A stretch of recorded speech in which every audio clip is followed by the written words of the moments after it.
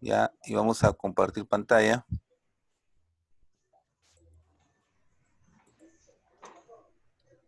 Ya estamos compartiendo pantalla. Entonces, les voy a pasar un archivo con el que trabajamos la clase pasada.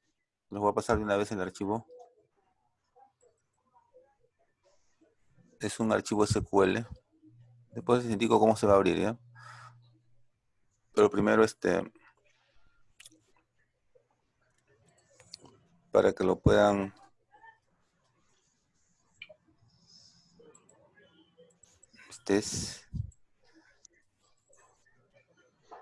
¿Cómo se vamos a trabajar ahora?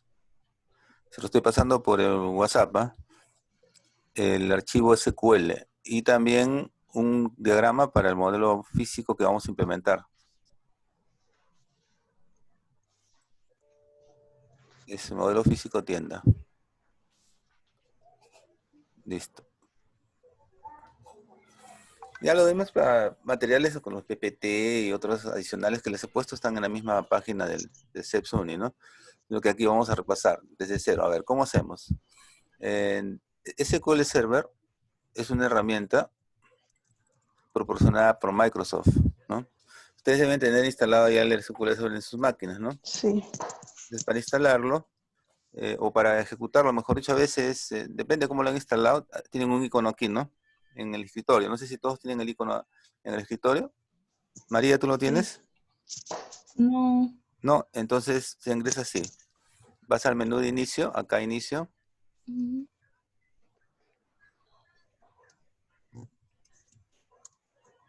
Menú de inicio. Y ahí escribes directamente SQL. Ya. ¿Sí? En el menú de inicio escribes, acá escribes SQL. SQL. Y ahí aparece, ¿no?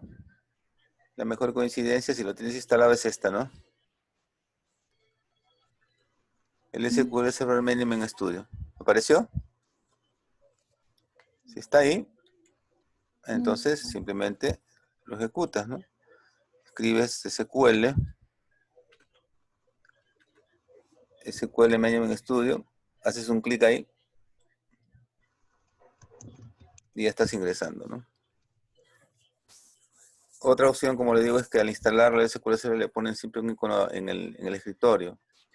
O a veces si tú quieres le puedes poner un icono acá en el menú de inicio, ¿no? Ahí también está. Cualquiera de las formas es igual. Se ingresa al SQL Server. Ahí demora un poquito porque tiene que el servidor instalarse primero, pues ¿no? Eso es un poquito pesado a veces. Y si es que estamos trabajando, bueno, al menos yo que tengo el Zoom, ahí se lentea un poco, ¿no? Para empezar, más que todo. Después ya se estabiliza. Ahí está. La primera ventana que me aparece es la ventana de autenticación. O sea, me dice, ¿quién eres? Si ustedes son los que han instalado su software en su máquina, ¿no? Son los dueños del software.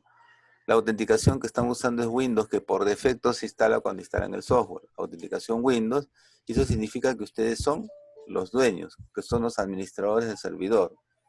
Entonces no necesitan más preámbulos. Ustedes han entrado por la puerta principal con la llave, la puerta de la calle, han entrado, son los dueños.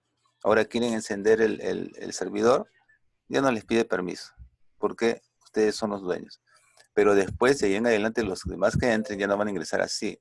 Van a tener que ingresar con un usuario y un password que le van a dar ustedes mismos ya cuando lleven pues el nivel 3 de SQL.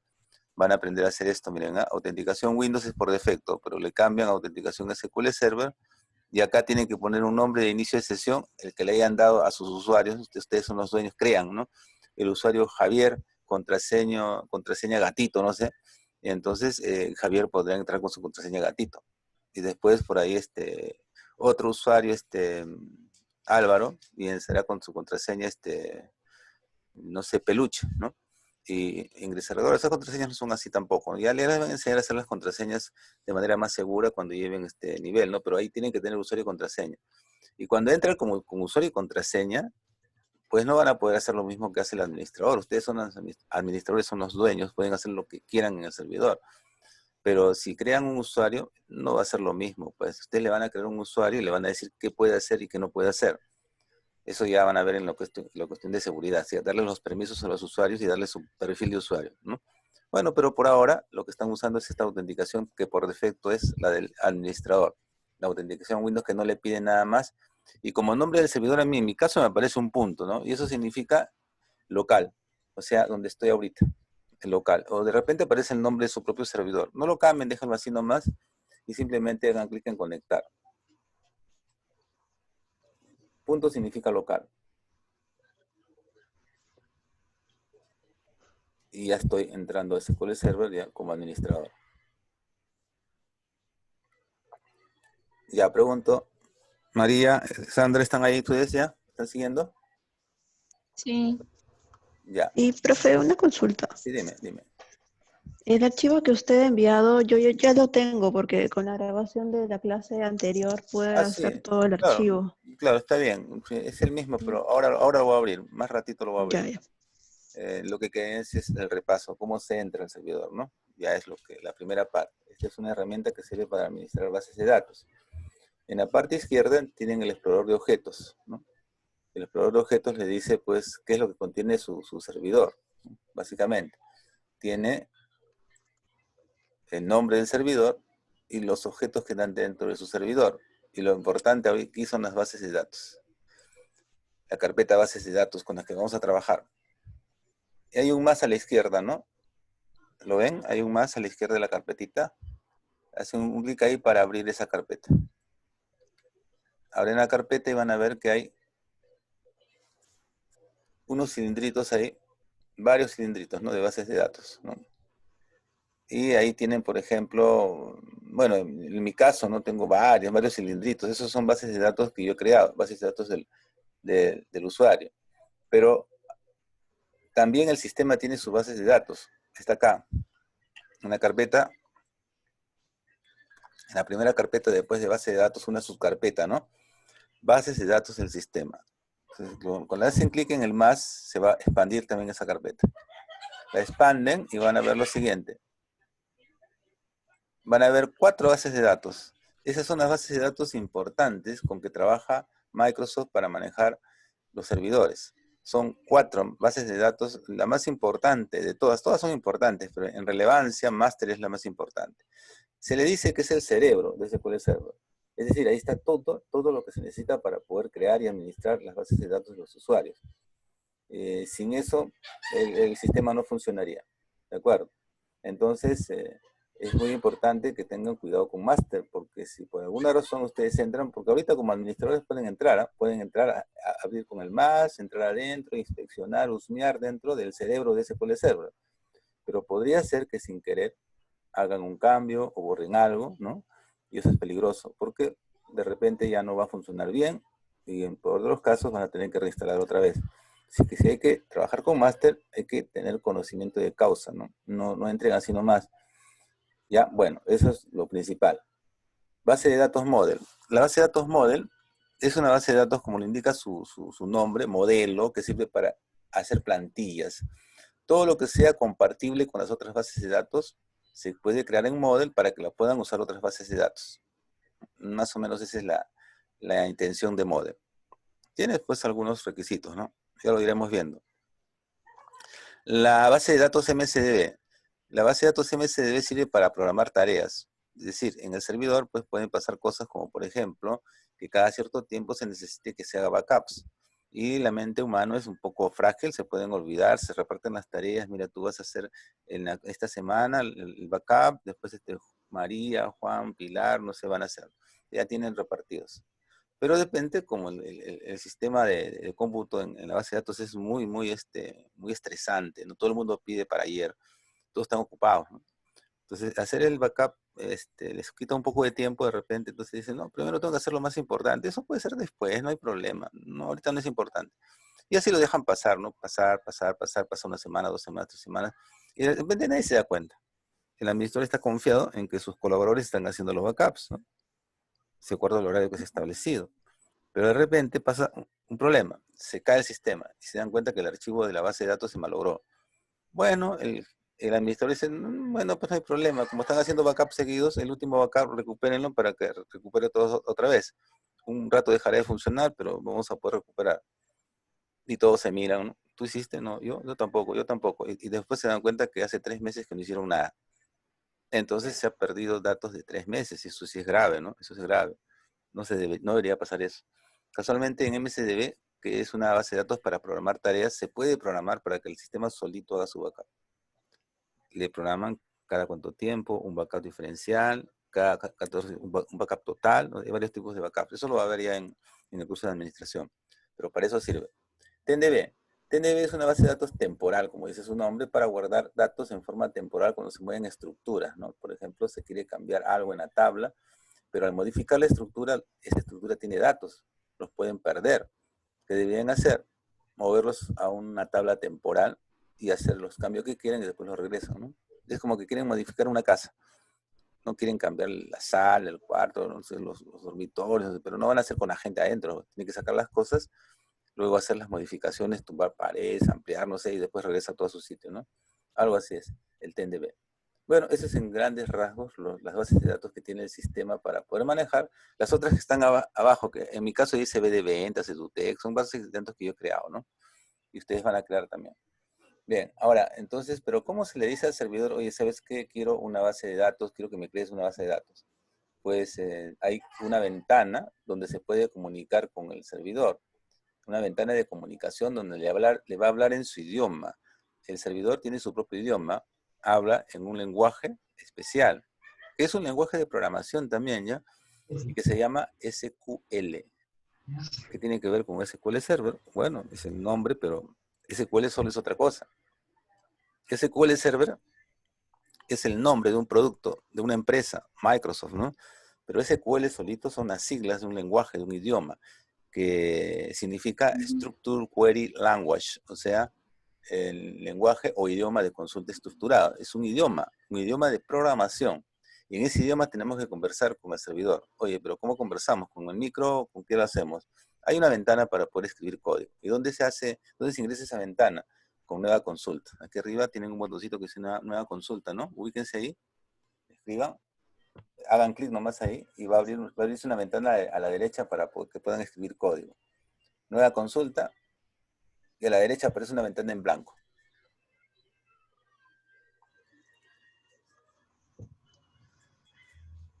Y ahí van a poder escribir. Uy, pero ¿qué pasó con mi ventana explorador de archivos, de objetos? Se ocultó. Se ocultó porque la tenía en modo ocultamiento automático. Si quiero que quede enganchada, fíjese, me ubico acá otra vez.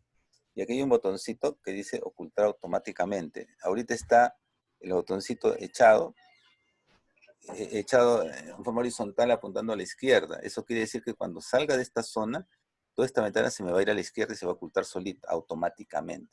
Pero si ese botoncito está parado, el clavito, es una especie de clavito, hacia abajo está enganchado y se va a quedar. Voy a hacer esto. Y miren cómo se hizo. Cambió de posición, ¿no? Cambió de posición el chinche, el clavito que hay ahí. Y ahora la ventana se quedó enganchada también. No se oculta. Me salgo de ahí, pero no se oculta, ¿no? Ahí ya puedo escribir entonces el código que yo quiera, ¿no? Entonces, pero, ¿qué código? No cualquier código, ¿no? Tiene que ser, pues, lenguaje que entienda el servidor. Bueno, yo ya tengo escrito mi código, podría escribirlo, pero vamos a hacer las primeras líneas para que vean cómo es y cómo se graba también, ¿no? Por ejemplo, yo quiero cambiar de base de datos. ¿Cómo sé en qué base de datos estoy? Por defecto siempre estoy en la principal. ¿Y cómo sé dónde estoy? Miren acá, en esta ventana.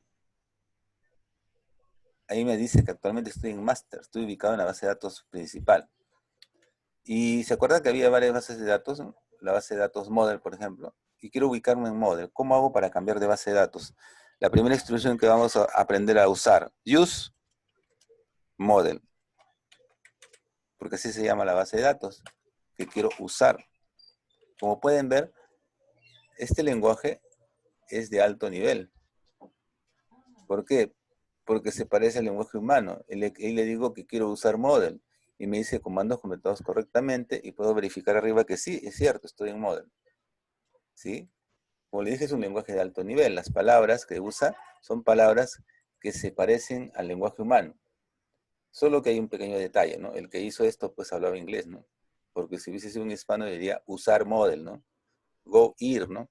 Entonces, no, mala suerte, pues el que hizo el lenguaje de alto nivel hablaba inglés, por eso todos los lenguajes de alto nivel están en inglés, ¿no? Si no hubiesen estado en español. Bien.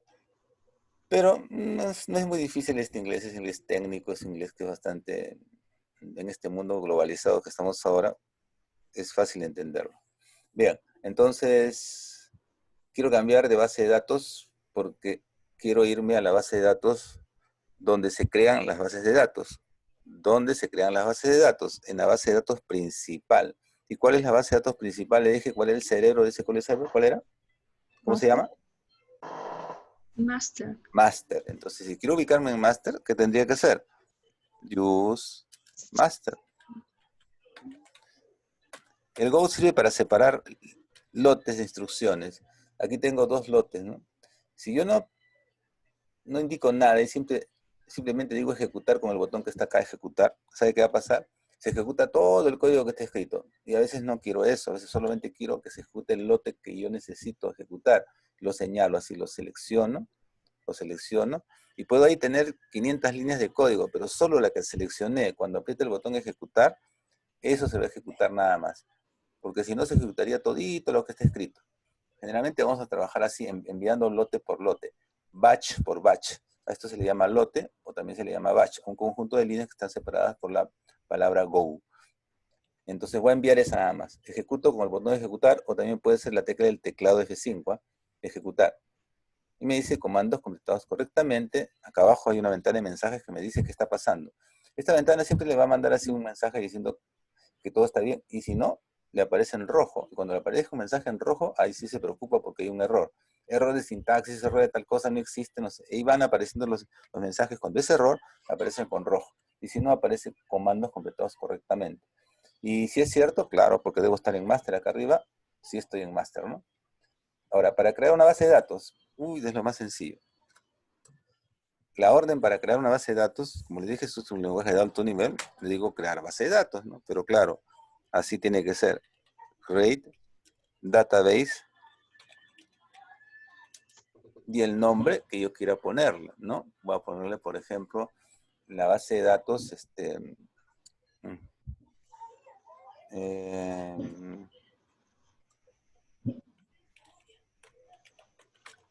mi ejemplo 1. Mi ejemplo 1. Así nomás. ¿Ya? Y con cierro el lote con el Go. Siempre es mejor trabajar así en forma ordenada. Y ahora señalo todo y ejecuto. A ver, ejecute, ¿qué pasa? Si todo está bien, debe salir otra vez comandos completados correctamente, ¿no? ¿Sale o no?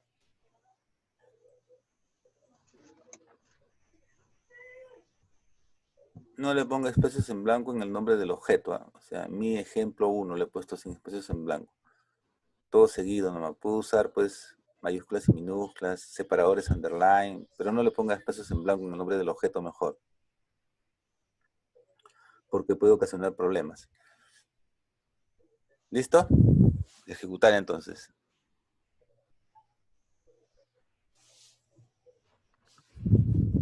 Me sale el mensaje comandos completados correctamente. Significa que ya se creó. Y que por lo tanto debería estar acá en las carpetas de bases de datos del explorador de objetos, ¿no? Acá debería estar mi ejemplo 1. Oh, pero no está. ¿Por qué no está? Lo que pasa es que esta es una imagen y hay que refrescar la imagen porque hemos enviado un código al servidor y esta imagen todavía no se ha refrescado con lo que sucedió. Tenemos que refrescar la imagen. ¿Cómo se refresca la imagen? Se ubica en la carpeta donde queremos verla, en este caso bases de datos. Clic con derecha y elija actualizar. Si estuviéramos en la versión en inglés, diría refresh, ¿no? Para que se refresque la imagen que está ahí, que está mostrando algo que pasó antes del código. Con esto lo actualizamos. Actualizar, ¿ya? Actualizar. Clic con derecha, actualizar. Y vamos a revisar. Se ubican siempre en orden alfabético. Acá está. mi ejemplo 1, un cilindrito más, ¿no? Que indica que mi orden fue ejecutada correctamente, ¿no? ¿Sí? Ese es el comando para crear de manera rápida una base de datos. De una manera rápida, como un ensayo nada más. ¿Sabe por qué? Quiero ver qué pasó. Si es una base de datos, los datos se tienen que guardar en algún lugar, ¿no? ¿Dónde cree que se van a guardar los datos?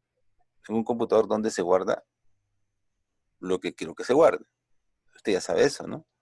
En forma permanente. Así apaga el computador, lo que yo guarde está guardado ahí. Cuando abra el computador lo puedo ver otra vez. Ese lugar, ¿cómo se llama físicamente? Donde se guardan todos sus datos de forma permanente. Así esté apagado el computador. Ese lugar físico, ¿cómo se llama? ¿El disco? Duro. El disco duro, sí. En el disco duro debe estar, ¿no es cierto? Así apaga el computador, eso debe estar ahí. ¿De acuerdo? Pero ¿en qué parte estará? Yo no le dije dónde, ¿no? Solo le dije, créame la base de datos que se llama mi ejemplo 1 nada más. ¿Y cómo hizo, pues, SQL Server, el motor de base de datos, para decir, ¿y dónde lo guardo? Ah, pues para eso, mira acá. Señale la base de datos que está en el explorador de objetos, el cilindrito, mi ejemplo 1, haga clic con derecha y elija propiedades. Así. Señale la base de datos, mi ejemplo 1 que acaba de hacer, clic con derecha y elija del menú contextual propiedades. ¿Listo? Me avisan cualquier problema que tengan, ¿ah? Somos dos nomás, así que podemos trabajar tranquilamente. Por eso está ocultado la ventana de los participantes, porque como son dos, no hay nadie que esté tratando de entrar otra vez, como a veces pasa, ¿no? Tenemos esa ventaja. Ya. Quiero ver las propiedades. Clic con derecha, propiedades de la base de datos. Y me aparece una ventana de propiedades, pues, ¿no?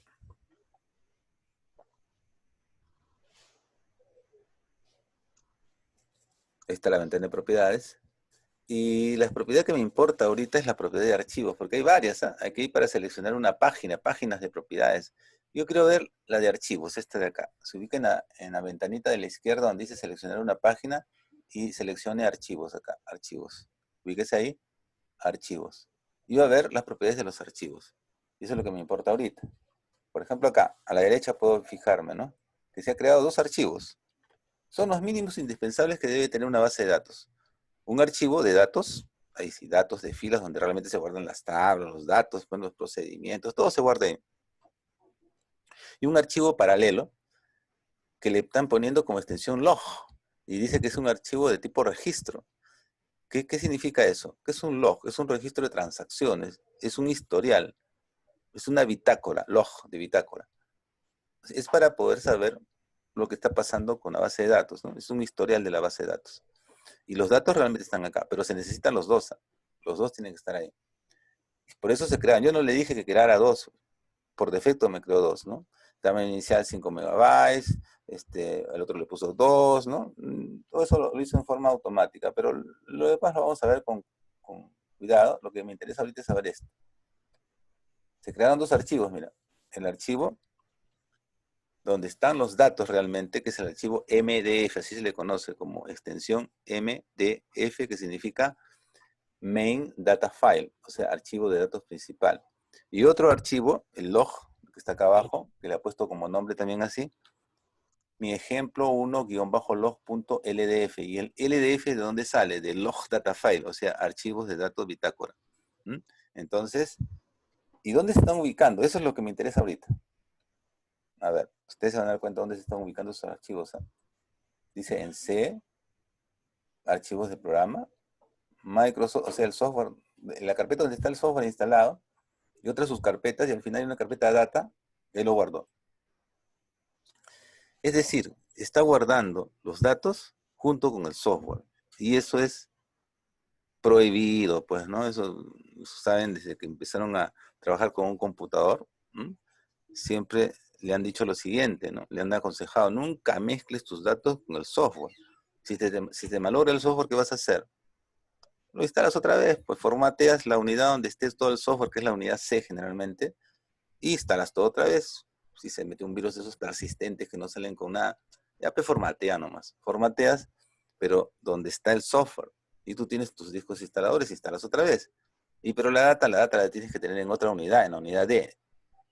Y en estos casos de bases de datos, inclusive físicamente debe estar en otro disco duro, ¿ah?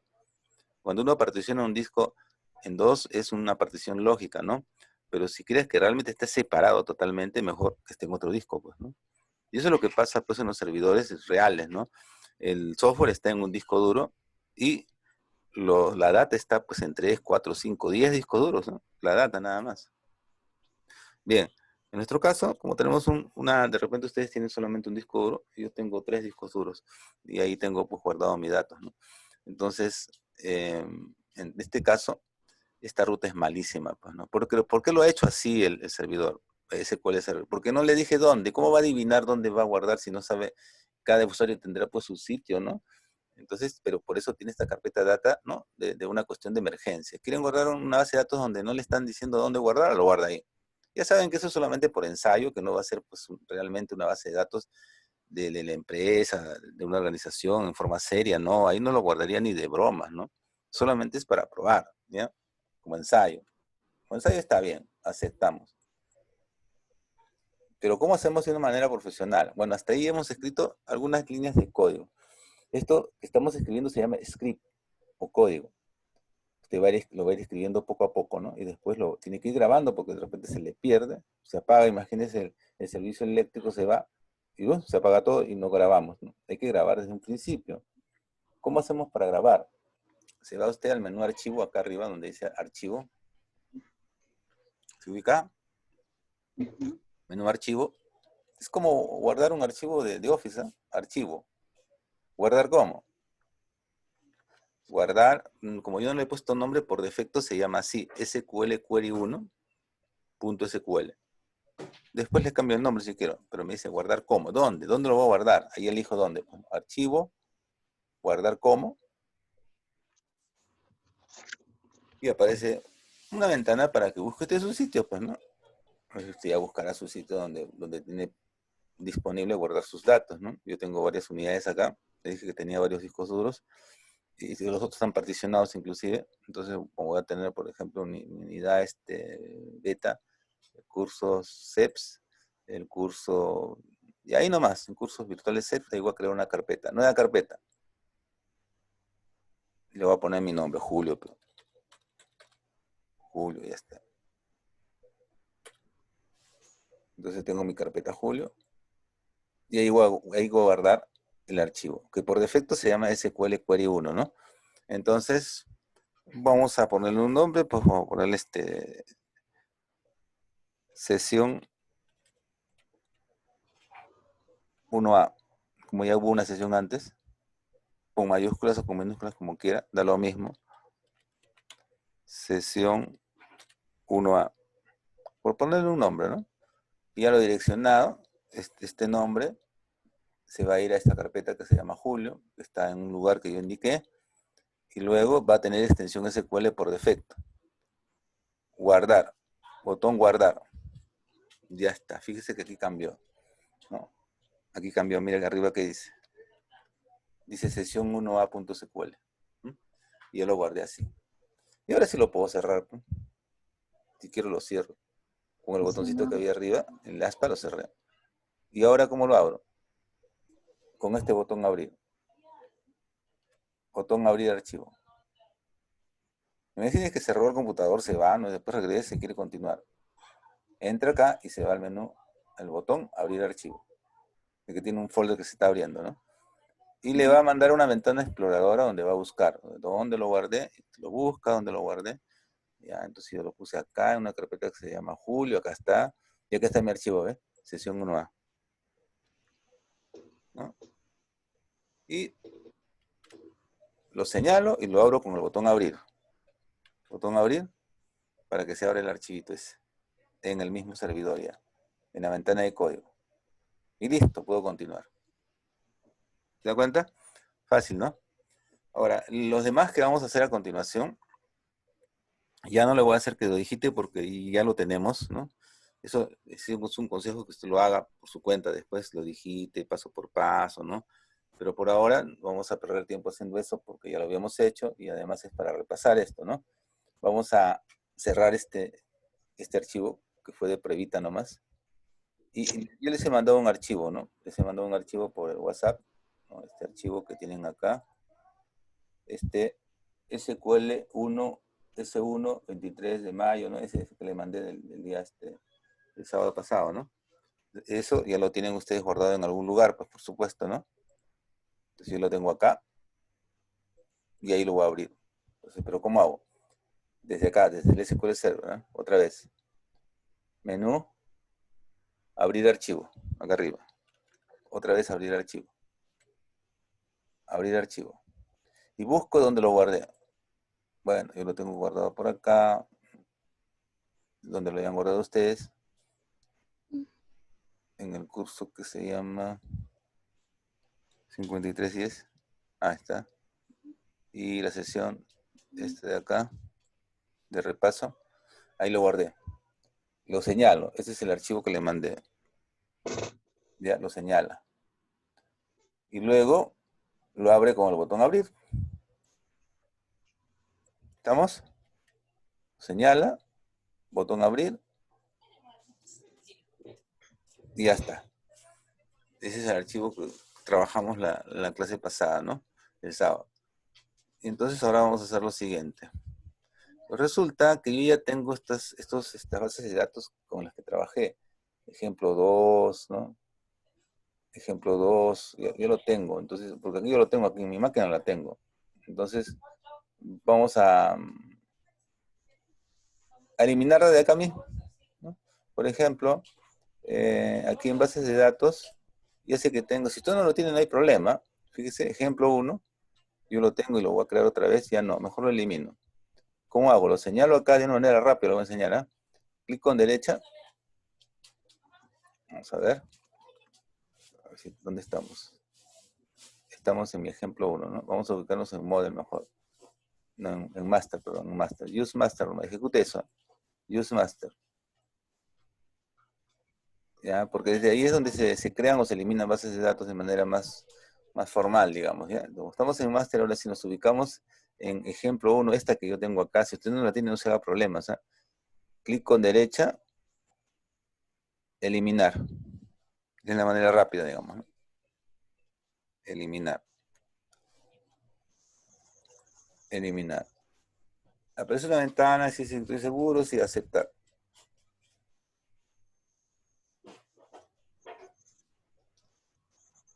Ya se fue, ya no está. Como pueden ver, ya no está, ¿no? Ya no está ahí. Ahora quiero eliminar ejemplo 2, porque también voy a trabajar con ejemplo 2. Clic con derecha, eliminar. Acepto.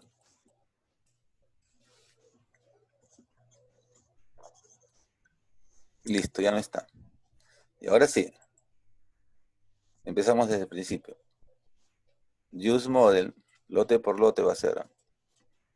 Eso era para hacer una prueba, ¿no? Ya lo hicimos, ya. Nos ubicamos en master. Use master. Ahora sí estamos en master. Creamos la base de datos ejemplo 1, como hicimos hace un momento, ¿no? De manera rápida, sin decirle nada sobre dónde crear los archivos, y lo creó.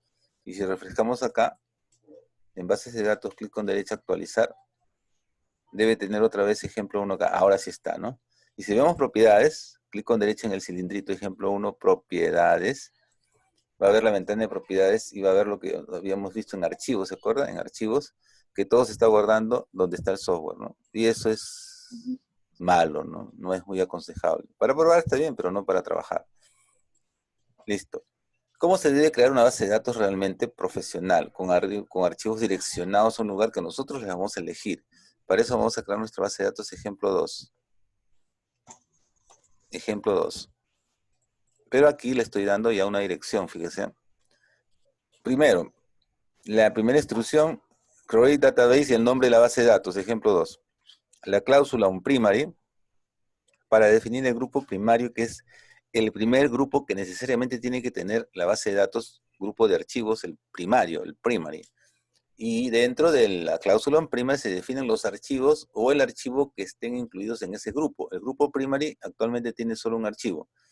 Entre paréntesis se definen las características del archivo. Si quiero más archivos, tendría que poner coma, abrir paréntesis, y volver a definir otro archivo, cerrar paréntesis, coma, y luego volver a poner paréntesis, definir otro archivo, y así sucesivamente, si quiero más de un archivo. Voy a empezar con uno que es lo necesario, suficiente para este caso. Si no le pongo coma es porque es el único archivo que tiene el grupo, en este caso el grupo primario, el grupo primario. Luego, después de ese paréntesis, si no hay ninguna coma más, es porque ya se acabaron los archivos y ahora viene el que necesariamente tiene que estar, el log, el archivo bitácora. Con la cláusula log_on se especifica. Y también entre paréntesis. Y todas las características del archivo. Acá sí no se va a poner coma y otros más, no. El log tiene solamente uno. En cambio, los archivos de datos pueden ser varios. Inclusive puede haber más de un grupo aparte del primario. Bien, esos son los mínimos indispensables. Ahora veamos las propiedades de cada archivo. Primera propiedad, la propiedad name, que es el nombre lógico del archivo. Como lo vamos a invocar por código cuando queramos referirnos al archivo. El nombre usted le pone. Aquí usted está dando ya parte de su creatividad, utilizando buenas prácticas posiblemente, o estándares que tiene la empresa, ¿no? Por ejemplo, una buena práctica es ponerle al nombre algo parecido al nombre de la base de datos. La base de datos se llama ejemplo 2, ¿no? Yo le he puesto ejemplo 2-dat, porque es de datos, ¿no? Aunque yo le puedo poner periquito, negrito, perrito, lo que quiera, ¿no? Igual va a funcionar. Eso sí, no le pongo espacios en blanco.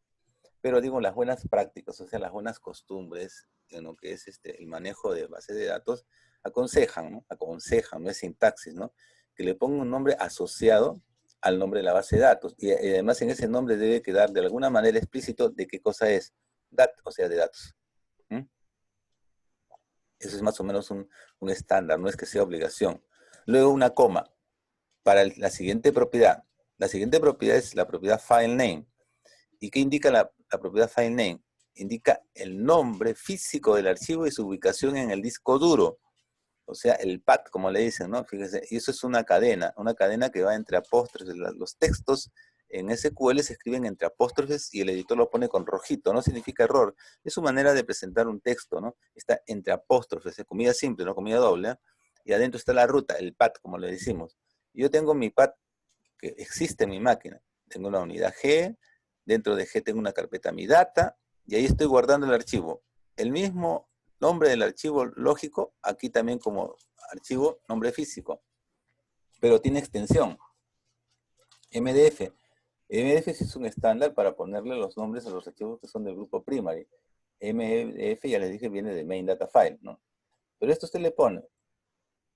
Mire, le he puesto el mismo nombre que tiene el nombre lógico. ¿Es necesario? Bueno, este podría llamarse alfa y este podría llamarse beta. Y no habría problemas, ¿no? Pero también otra vez las buenas prácticas nos dicen de que el nombre físico debe estar asociado de alguna manera con el nombre lógico para poder encontrarlo fácil. Si no, vamos a hacer problemas en ponerle nombres diferentes, ¿no? O muy diferentes, ¿no? Eso sí, este tiene extensión. .mdf, el otro es un nombre lógico, no tiene extensión, este es el nombre del archivo. El archivo así lo va a encontrar en el disco duro con ese nombre, ejemplo 2.dat.mdf, y ya lo va a ver. Y está en ese lugar, pero yo no estoy seguro si usted tiene este lugar, esta ruta. Yo sí la tengo, ¿no? G, mi data, porque tengo unidad G. ¿Ustedes qué unidad tienen? Por ejemplo, a ver, para tus datos, Sandra, ¿qué unidad tienes? En tu disco duro, ¿qué unidades tienes? C, D, me imagino. Yo solo tengo C, disco C. Tienes C nomás. Ya, Sí. bueno, por ahora trabajarás así. Ujú. C, creas una carpeta, mi data, ¿ya? C, dos puntos, backslash, pero tienes que crearlo. Si sabes crear una carpeta Sí, ya lo tengo hecho esa parte. Ya, muy bien, perfecto. Ujú. ¿Y tú, María, tienes? Yo tengo C, tengo D. D, ya, entonces en D mejor. En D, en lugar de G pones D, pues, ¿no? Creas una carpeta mi data y lo cambias, ¿no? Lo cambias. Eso es lo único, lo demás es lo mismo, ¿ya? ¿De acuerdo? Coma porque viene otra propiedad. La otra propiedad es size, que significa tamaño, tamaño inicial. El tamaño inicial que va a tener este archivo, ¿no? Yo le estoy dando 5 megabytes. ¿Y por qué 5 megabytes? Porque es el mínimo que debe tener un archivo de datos en estas versiones de SQL Server, ¿no? Yo tengo ahorita las 2014, pero las 2016 y 18 trabajan con 5 también como mínimo. Pero las 2008 trabajaba con mínimo 3 y las 2000 trabajaba con mínimo 1. Si ahora se me ocurre poner 3 o menos de 5, me sale error, porque el mínimo es 5. El mínimo es 5 para un archivo de datos. 5 megabytes. El tamaño inicial. ¿Ah? Coma, otra propiedad. Máximo tamaño. Max size. Y le he puesto 200. ¿200 qué? No le he puesto unidades. Si no le pongo unidades, se entiende por defecto que es megabytes. El motor de base de datos va a entender que es megabytes. Es decir, yo podría haber omitido este megabytes así. Y era 5 megabytes. Si no le dicen el tamaño, al tamaño no le dicen las unidades, el motor de base de datos va a entender que se trata de megabytes. ¿Ya? Y acá el máximo tamaño le he puesto 200, no le he puesto nada, son 200 megabytes, porque si quiero le pongo GB, que significa gigabytes, o TB, que significa terabytes, ¿no? Luego, ese es el tamaño máximo que llegaría, pero está empezando en 5. Pero ¿cómo es que desde 5 va a llegar a 200? Poco a poco, a través de una propiedad que se llama file growth, que significa, growth es crecer, ¿no? File, archivo, crecimiento del archivo. ¿5 qué? 5 megabytes, si no le pongo nada. Quiere decir que es como que empieza con 5 vacíos, ¿no? No tiene nada, comienza a poner sus datos, sus tablas, llena, cuando de repente los 5 megabytes se llenan. Es un cuarto se llenó. ¿Qué hace? Arrima la pared, pues, lo pone un poco más grande, con 5 megabytes más, ya tiene 10. Y sigue llenando, llenando, hasta que los 10 se llenen, y aumentaría a 15, ¿no? Y después a 20, y así. Y su máximo sería 200. Claro que si usted omite esto, si no le pone max size, lo deja así nada más, lo omite, no sale error, ¿eh? Lo que va a entender el servidor es lo siguiente. No tengo tamaño máximo. ¿Qué significa? Ilimitado, o sea, no tiene límite. Pero en realidad eso es cierto, porque ¿dónde se está guardando? En el disco duro. El disco duro tiene un tamaño, pues, ¿no? O sea, su tamaño va a ser el mismo disco duro. Así que no es que no tenga límite, ¿no? Yo le pongo un límite más o menos de acuerdo a lo que voy a guardar. ¿Ya? Luego, ahí se termina. Vuelvo a repasar. Defino el archivo del grupo primario entre paréntesis. Primera propiedad, propiedad name, para el nombre lógico del archivo. Coma, propiedad file name para el nombre físico y ubicación en el disco duro del mismo archivo con extensión MDF. Coma, size, tamaño inicial del archivo. Coma, max size, máximo tamaño a que puede llegar. Coma, file growth, crecimiento. Esas son las 5 características que debe tener un archivo en general. Y si ya después del paréntesis no pongo ninguna coma, es porque ya no hay más archivos. Y a continuación debería ver la cláusula logon, que es la cláusula que indica las características del archivo de bitácora, ¿no? Y mire que son las mismas, name, file name, size, max size, igualitas, ¿no? Solamente que de repente cambió la ubicación un poco. Acá tengo, por ejemplo, el nombre se llama ejemplo 2 log, ¿no? Como relacionarlo con la misma base de datos, pero es el log de bitácora, coma, el nombre del archivo, la misma ruta, pero se llama igual que el nombre lógico con extensión LDF. Eso es importante porque esa es la extensión que tiene los archivos log. Coma. Siguiente propiedad, tamaño inicial, le he puesto 1 megabyte. Aquí sí puede empezar desde 1. Cuando es el de datos, empieza desde 5. Pero cuando es el de bitácora o el log, puede empezar desde 1. El máximo tamaño, bueno, le he puesto 100. Siempre es menor que el tamaño de datos, ¿no? El crecimiento le he puesto 1, ¿no? Significa que este 1, cuando se llene, va a pasar a 2, a 3, a 4, a 5, hasta llegar a 100. Bien, entonces esos son todos los parámetros que tengo que definir para crear mi base de datos. Ejecute. Y si le sale ese mensaje comandos completados correctamente es porque ya se creó. Ejemplo 2. Oye, pero no lo veo, ¿no? No lo veo, acá no está. ¿Dónde está ejemplo 2? ¿Qué tengo que hacer? Porque sí se creó y me salió este mensaje. Significa que sí salió bien, si no debe salir con rojito, con error, algo, pero no. Salió bien, pero sin embargo no lo veo. ¿Por qué no lo veo? Porque falta refrescar la imagen, pues. Se ubica en la carpeta bases de datos, clic con derecha y elige actualizar. Y de esa manera esta imagen se va a refrescar. Clic con derecha, actualizar. Y por acá debe estar. Acá está ejemplo 2, ¿no? La base de datos, ejemplo 2, ahí está. Sí se creó.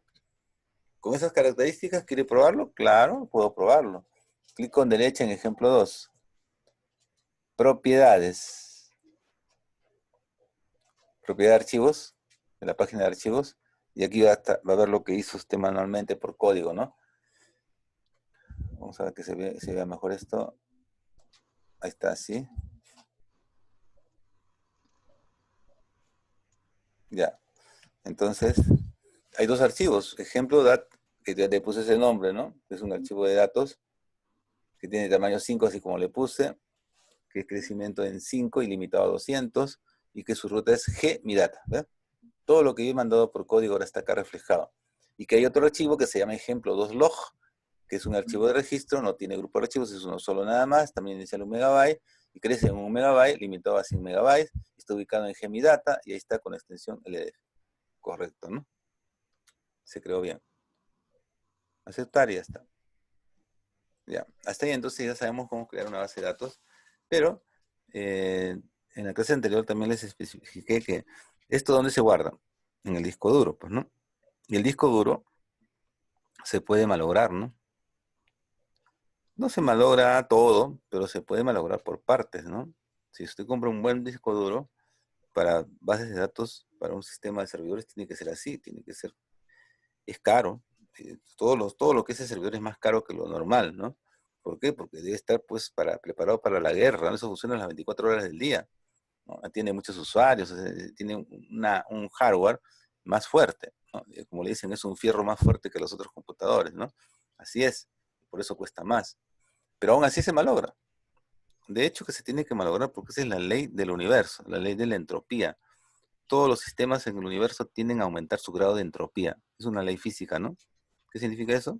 Que todos los sistemas en el universo tienden a desorganizarse. O sea, el grado de entropía aumenta siempre. Lo que quiere decir de que el grado de desorganización de los sistemas también aumente en el tiempo. Luego mi disco duro en el tiempo se va a desorganizar, en otras palabras se va a malograr, ¿no? No del todo, si es una buena marca, se malogrará por partes, ¿no? Casualmente ahí sucede el problema. Se malogra un sector. Cuando se malogra un sector, porque los archivos se guardan pues en el disco duro. ¿Alguna vez has destapado un disco duro? Bueno, si tiene algún disco duro por ahí que ya no sirve, obsoleto, pues puedes destaparlo para ver qué hay adentro, ¿no? Es un poco fastidioso, pero sí, son discos en realidad, pero son tándem de discos, ¿no? Uno encima del otro que van girando y tienen sectores, áreas donde hay unas especies de partículas magnéticas donde se graba la información en forma magnética, por eso se graba, ¿no?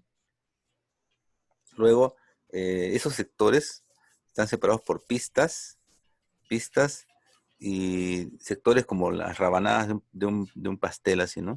Pistas como pistas de discos y rabanadas, ¿no? Que van desde el centro hacia afuera. Y el cruce de esas pistas con esos sectores se llama clúster. O sea, un área, una pequeña área del disco duro es donde está el archivo, pues. Y ahí es donde se puede malograr. El clúster se malogra esa área. Bueno, es como que se malogra pues la pista una pista de la ciudad. ¿Y aquí qué hacen cuando se malogra una pista de una ciudad? Ah, pues viene la municipalidad, pone su cerco, no se puede pasar porque vamos a reparar, hombres trabajando, ¿no?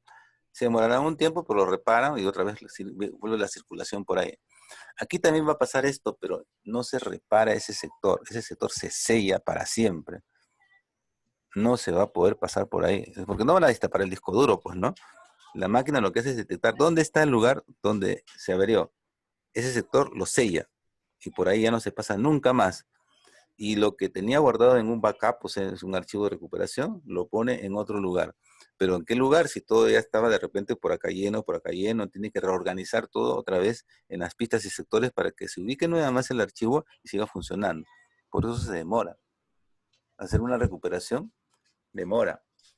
Entonces podría ser pues que usted está haciendo su recuperación de un archivo que se malore de su base de datos y comienza pues a trabajar. En ese momento no puede atender a nadie porque la base de datos no atiende a nadie. No está en función, está en reparación, está en recuperación. Nadie tiene acceso al sistema ya, pues, ¿no? Y puede demorar un par de horas, ¿no?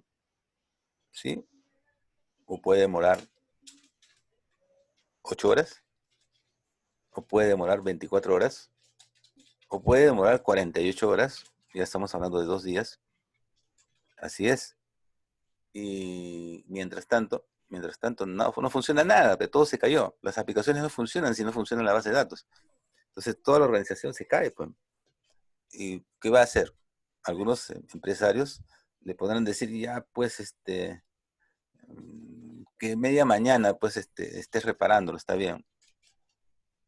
Pero que le diga, ¿sabes qué? Hoy día es jueves y como va a demorar esto más de 48 horas posiblemente, ya manda a la gente hasta el lunes, pues, ¿no? Fin de semana largo, ¿no? Y nos ponemos a reparar. Bueno, algunos te dirán que sí, otros te dirán que no se puede porque van a perder mucho dinero. No, no, no, no es posible eso, no podemos parar tanto tiempo. Nuestros clientes se nos van a ir, no vamos a poder hacer nuestros movimientos, entonces, ¿qué hacemos? Una solución. El problema es que se está demorando mucho una recuperación. ¿Y por qué se demora mucho?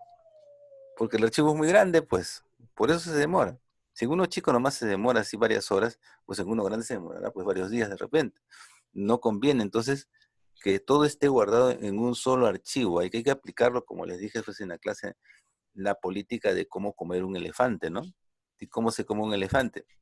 Por partes, pues no te lo vas a comer entero, ¿no? Entonces, ¿qué es lo que tenemos que hacer? Separar ese gran archivo en varios archivos. En varios archivos de manera que al separarlos por grupos inclusive, porque aquí tengo el grupo primary que tiene un solo archivo. Yo podría poner 2 o 3 archivos en el primary y agregar archivos, grupos adicionales de archivos y tener un conjunto de archivos que tiene la data. Bueno, con el log sí no puedo hacer eso, el log solamente es un archivo nomás. Pero lo importante es la data, pues, ¿no? ¿Qué va a pasar ahí? Si yo lo divido en partes, ¿qué pasará? Se malogra un archivo, pues no se malogra todo, como les dije, ¿no? Si, por supuesto, su disco duro es bueno, no va a comprar cualquier disco, pues, ¿no?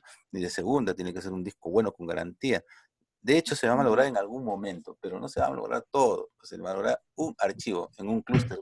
Puede pasar eso con el tiempo, ¿no? Ya que el servidor tiene un trajín fuerte, funciona las 24 horas del día, casi nunca se apaga. Entonces, sí es posible que se malogre uno. Pero de todos los grupos que había, se malogró uno. Ese nomás se repara, pues. Ya no tiene que reparar todo el archivo completo cuando estaba metido todo en un solo archivo, por eso se demoraba. Esa es la solución. ¿Y cómo lo hacemos? Así, miren, ¿ah? Bueno, yo tomé esta solución. Dije, voy a crear una base de datos que se va a llamar empresa BD. Y para ello voy a tener 4 discos duros. Bueno, no voy a hacerlo realmente en discos duros, sino lo voy a hacer en carpetas que me van a emular a discos duros. DD1, DD2, DD3 y DD4, ¿no? Para poder crear mi base de datos empresa BD. Pero yo creo que la tengo acá. Vamos a verificar. A ver. Actualizar.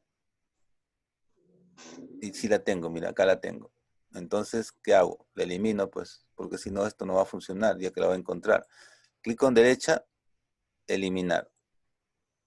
Acepto. Ya se eliminó. Actualizo, a ver, bases de datos, actualizar. Ya no está mi base de datos de empresa BD, ya no existe acá. Entonces sí lo voy a poder hacer. Pero antes que nada, voy a crear pues en mi máquina, en la unidad G u otra que tenga disponible, las carpetas DD1, DD2, DD3 y DD4. ¿Sí? Tú, Sandra, vas a tener que hacerlo en C nomás porque no tienes otra. Y tú, María, puedes hacerlo en tu unidad D, creo que tenías, ¿no? En D puedes crear las carpetas DD1, DD2, DD3 y DD4. Así como yo lo hago acá con mi explorador, ¿no? Con el explorador lo he hecho así. En unidad G, creé 4 carpetas. DD1, DD2, DD3 y DD4. Que actualmente no tienen nada, yo las creé antes ya. Ahí están. Cree, por favor, esas carpetas en su unidad que va a trabajar. Sandra en C nomás de frente. DD1, DD2, DD3 y DD4. Y María en la unidad D creo que tienes, ¿no? En D, las carpetas DD1, DD2, DD3 y DD4. ¿Sí? Me avisan cuando las tienen porque de ahí continuamos.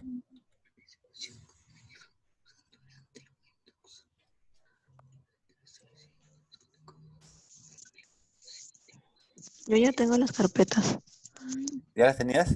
Sí. Ah, ya, no hay problema. Están vacías porque se eliminó el empresa BD, pues, ¿no? Yo cuando eliminé empresa BD se eliminó todos estos archivos también, pero las carpetas no, las carpetas se quedaron ahí. ¿Se han dado cuenta? Yo eliminé empresa BD porque ya la tenía, ¿no? Pero al eliminarlas, borré todo, pero las carpetas no, las carpetas se me quedaron. ¿Sí? Sí, por eso que las tenía. Entonces ahora sí, vamos acá. Nos ubicamos en master porque vamos a crear la base de datos empresa BD. Esto lo voy a minimizar por un momento. Ya. Y fíjese la secuencia que vamos a darle acá.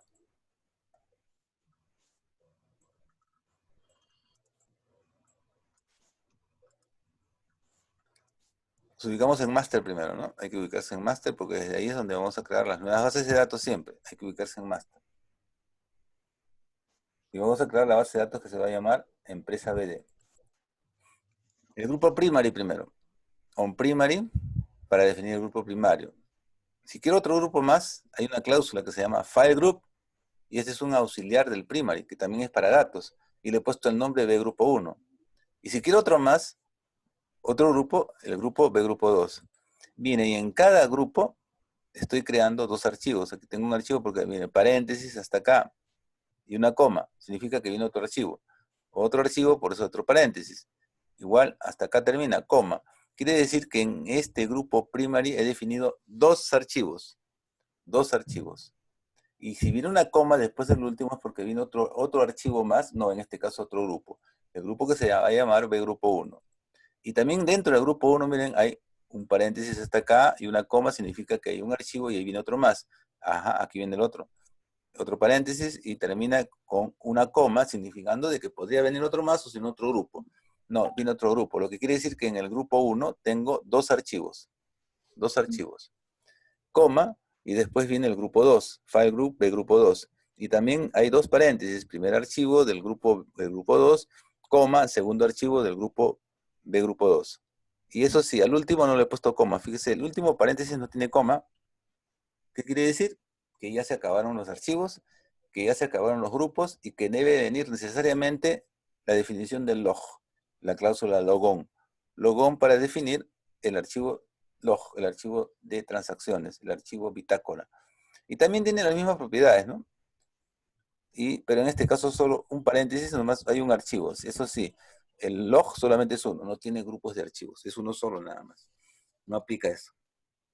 Ahora veamos por separado las propiedades que hay dentro de los paréntesis, ¿no? Por ejemplo, primera propiedad, como tienen todo esto, lo voy a hacer así, más fáciles, ¿no? Propiedad nombre, nombre lógico, B'1 datos, coma, nombre del archivo físico, la unidad G, ahí está, el disco duro DD1. Bueno, no es un disco duro, sino es una carpeta, pues, ¿no?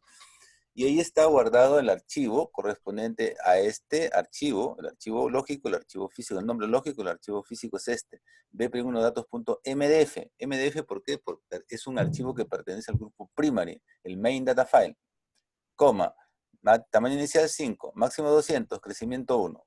Y ahí termino la definición del primer archivo. Segundo archivo, parecido, con otro nombre, por supuesto, se llama bprint2datos, ¿no? No pueden poner el mismo nombre, pues, ¿no? No saldría error. Ubicación física también la misma, en DD1. Y también como el otro, bprint2datos, pero con extensión MDF, coma, tamaño inicial 5, igual que el otro, max size, igual que el otro, crecimiento, igual que el otro. O sea, estos dos archivos, que son hermanos, que pertenecen al mismo grupo, son análogos, son similares. Empiezan igual, crecen igual y máximo igual. ¿Y por qué será? Ahora lo vamos a ver. Coma y viene otro grupo. Los grupos se definen con la cláusula file group y el nombre que quiera darle. Yo le voy a poner B grupo 1 por decir, ¿no? Y también tiene en este caso dos archivos con las mismas propiedades, ¿no? Solo que ahora están direccionados a DD2. Ambos están direccionados a DD2. Estos dos archivos se van a guardar en esa unidad, en DD2. Y son dos. Tienen las mismas propiedades, por supuesto, pero ahora la extensión es NDF, ya no es main data file. Cuando se trata de un archivo de datos, pero que no es del grupo principal, es NDF, que no es del dato principal. NDF, file data, no principal. Algo así es, esa es la traducción, pero son, digamos, convenciones para ponerle nombre a estos archivos que no son del grupo primary. NDF, NDF, NDF. Aquí hay otro grupo y también sus archivos son de extensión NDF. NDF, ¿ya? Los que son del primary, esos sí tienen extensión MDF. MDF. Bien similar esa, pero mira, este tiene en 5, máximo 400, crecimiento 5. Este empezaba en 5 también, pero máximo era 200 y crecimiento 1. O sea, quiere decir que este es más grande, ¿no? Este de acá es más grande que los otros dos de arriba. Pero es igual a su hermano que está en el mismo grupo. Su hermano que está en el mismo grupo, que se llama BG1 a 2 datos, empieza en 5, máximo 400, crecimiento 5, igual. O sea, estos dos son iguales en ese sentido, en el tamaño, entre ellos, pero son diferentes a los otros. ¿Por qué será? Ya lo veremos. Siguiente grupo. Después, si hay una coma es porque viene otro paréntesis, ya no hay paréntesis, otro grupo. El grupo B grupo 2 con la cláusula file group define el siguiente grupo, B grupo 2. Y aquí también le doy dos archivos, entre paréntesis las características de un archivo, coma, entre paréntesis las características de otro archivo, y el último paréntesis no tiene coma, lo que quiere decir que ahí se acabaron los archivos, ¿no? Ahí se acabaron. Pero ¿cuáles son las características de este archivo? Estos dos archivos del grupo 2 los estoy direccionando a la unidad DD3, DD3, ¿no? Eso es lo que pasa pues, realmente cuando es una base de datos ya grande. Tienen varios discos duros, ¿ah? Si en un disco duro hay 10 archivos, 5 archivos, no sé, depende de qué tan grande sea. En otro disco duro también igual, en otro disco duro también igual. ¿No? Y están guardados por grupos de archivos en diferentes discos duros inclusive. Pero ¿por qué son análogos? Porque mira, este grupo 2 es más grande que el grupo 1 y más grande que el primario. Este empieza en 10, el otro empieza en 5, máximo 500, se tiene 400 nomás, crecimiento es 5, ¿no? Esto también es diferente. ¿Pero por qué? Entre ellos son iguales. Por la sencilla razón es que cuando usted cree, ahorita estamos creando el espacio, o sea, el lugar físico donde se van a ubicar los datos, pero todavía no tengo los contenedores. Realmente los contenedores de datos, ¿cuáles son? Las tablas. Yo le dije, esto es como que usted separa con un plano de ingeniería civil un local, un lugar, un área donde se va a construir un edificio o una casa. ¿Qué hace? Los ingenieros, ¿qué hacen? Llegan al sitio físico y ponen ahí, lo miden pues con su winch y después ponen ahí unas barreras y un tremendo letrerazo que dice obra en construcción, ¿no? Proyecto tal, presupuesto tal, ingeniero a cargo, etcétera, tiempo, todo eso va, ¿no? Bueno, legalmente debería ser así. Entonces, significa entonces de que ya se paró. Pero la gente puede ir a vivir al edificio, está la foto, pues bien bonito va a ser, ¿no? Pero todavía no pueden porque solamente es el terreno. Igual acá, pues si tenemos el terreno. Los datos no se pueden guardar todavía. Se van a guardar cuando cree las tablas, que vienen a ser los cuartos, los edificios donde van a ir a vivir la gente, pero acá van a ser los datos, ¿no? Los datos, entre comillas, van a vivir en las tablas. Pero nos falta eso. Ahora, cuando creemos la tabla, tenemos que decirle, como está separado este lote, se ha separado pues en varios grupos, tenemos que decir a qué grupo se va a direccionar esa tabla. Cuando es así, ¿ah? Y uno le puede decir, lo direcciono al grupo primario, o lo direcciono al grupo 1, o direcciono al grupo 2. Eso se puede hacer. Cuando se creen las tablas lo vamos a ver. Puede tener injerencia sobre el grupo donde se va a guardar la tabla. El grupo de archivos donde se va a guardar la tabla. El grupo, pero no al archivo. Fíjese que aquí tiene, por ejemplo, 2 archivos por cada grupo. Si yo direcciono una tabla para el grupo B, grupo 1, eso es lo único que puedo hacer. Y el motor de base de datos, ¿qué va a hacer? Los datos que van ingresando de esa tabla los va a tener que llenar en esos archivos físicamente. ¿Y cómo lo llena? De manera equitativa, de manera que los archivos se inflen como si fueran vasos comunicantes, así, en el mismo nivel se van inflando, inflando, inflando igualito. Y si por eso estos archivos fueran de diferente tamaño, estarían cojeando. Uno crece más rápido que el otro, no tendría problemas, tienen que ser análogos. Cuando son del mismo grupo deben ser análogos porque la tabla tiene que llenarse ahí y lo único que usted dice, mándame al grupo tal. Y ese grupo tiene 3 archivos. El sistema ya solo se encarga de ir llenando equitativamente cada archivo con los datos que van ingresando. Y por eso tienen que ser análogos, pues, ¿no? Del mismo tamaño inicial, del máximo tamaño y el mismo crecimiento, los que son del mismo grupo. Claro que entre los grupos pueden diferir, ¿no? Por ejemplo, aquí hay un grupo que es más grande que otro, ¿no? Y ya eso ya depende, pues, de qué es lo que va a guardar para qué direccione, ¿no? Si, por ejemplo, va a guardar una tabla de empleados de una empresa, la tabla de empleados es una tabla que crece todos los días, ingresan registros masivamente todos los días a la tabla de empleados. Difícil, ¿no? Sí ingresan, pero no, pues todos los días un montón. Entonces esa tabla no crece mucho, ¿no? Lo manda a un grupo que no sea tan grande. Pero si tiene que guardar las facturas de una empresa comercializadora a nivel nacional, pues seguro que esa tabla crece bastante, ¿no? Todos los días crece bastante. Lo que quiere decir que tiene que mandarlo a un lugar donde tenga más espacio, ¿no? A un grupo más grande. Esa es la estrategia. Bien. El último no tiene paréntesis, no tiene coma el último paréntesis. El último archivo no tiene paréntesis, no tiene coma, perdón, el paréntesis. Eso quiere decir que ahí se acabó. Ya no hay más archivos. Y lo que viene necesariamente es la cláusula logon para establecer el único archivo, que es el archivo de bitácora o el archivo de registro de transacciones, también le llaman así. Tiene las mismas propiedades. Name, nombre lógico, pero mira la diferencia. Le he puesto empresa BD log, pero entre apóstrofes. Y los otros nombres no lo puse así. ¿Por qué el log tiene que ser así? No, lo que pasa es que lo he puesto como ejemplo. En realidad, yo estoy trabajando con lenguaje SQL, claro, lenguaje SQL, Structure Query Language, pero de Microsoft, o sea, la versión de Microsoft, el dialecto de SQL para Microsoft, que tiene ciertas pequeñas variantes que la diferencian un poquito de MySQL o de Oracle o de otro, de B2, de otro tipo de herramienta que también todos usan SQL, ¿eh? Pero hay un estándar que es el estándar ANSI, ¿no? De una organización internacional que vela por estándares de ingeniería, medidas y lo que es también programación ahora. Entonces hay un estándar, ¿no? de SQL que lo maneja la ANSI y aconsejan de que sea lo más pegado al ANSI para que así se puedan comunicar fácilmente en los diferentes productos que vienen de diferentes fabricantes, para que no tenga mucho conflicto, ¿no? Pero hay algunas variantes, como les dije. Por ejemplo, en Microsoft puedes poner el nombre lógico sin apóstrofes. Y si quieres lo pones, que ese es el estándar, ¿no? Poner los nombres lógicos entre apóstrofes. O sea, te acepta de las dos maneras. Pero si esto lo haces de repente en MySQL no va a funcionar, ¿eh? Te va a salir error de sintaxis porque esto está mal escrito. Te faltan las apóstrofes, te va a decir. Pero acá sí, pues así me dejó.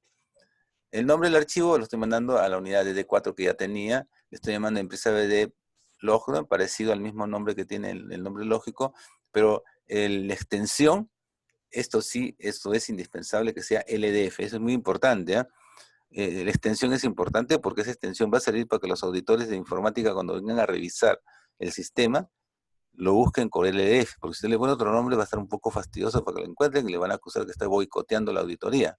Los auditores de sistemas revisan todo, ¿no? Y revisan sobre todo este archivo, es importantísimo. Póngale extensión LDF, si no se va a meter en problemas con los auditores, ¿eh? Tamaño inicial le he puesto 4, máximo 800, crecimiento 2.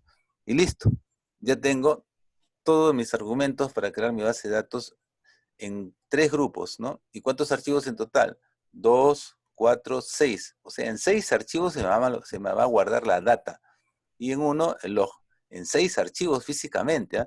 La probabilidad que se malogren los 6 a la vez pues, es muy baja, ¿no? Muy bajísima.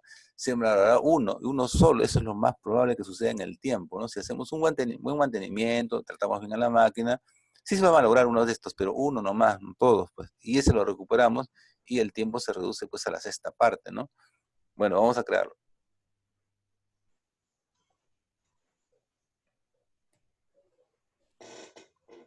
Bueno, tiene que salir bien porque el código ya estaba listo, ¿no? Es algo que se le haya cambiado la ruta y no exista, ¿no? Pero sí, comandos completados correctamente. Lo que quiere decir que la base de datos se creó. Vamos a verificarla. A ver, explorador de objetos. Lo voy a enganchar otra vez porque estaba oculto. Clic con derecha en bases de datos, actualizar. Y debe estar empresa BD. ¿Dónde está? Acá está, miren, ¿ve? Empresa BD. Empresa BD que existe ya en mi servidor en respuesta al código que le mandé. Y tiene que tener esos archivos y vamos a verificar lo que tiene como propiedades. Clic con derecha en empresa BD. Propiedades.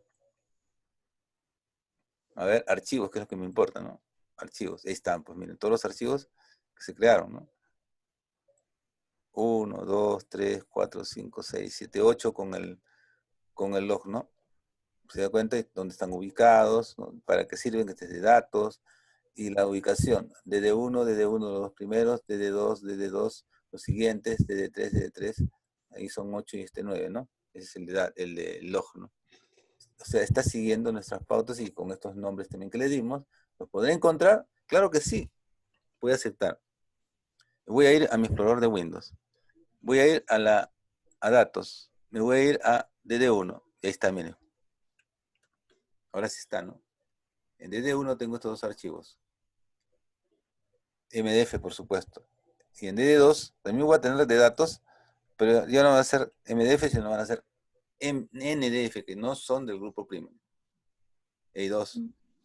Y ahí van 4 archivos. DD4, DD3, perdón. Ahí van 2 más, que serían 6, ¿no? 3, 2, 6, sí, son 6, ¿no? Sí, 6, pensé que estaba contando mal. 6 y 1, 7, son 7 en total. Es que son 3 unidades donde se guardan 2 archivos de datos, 1, 2, 4, 6.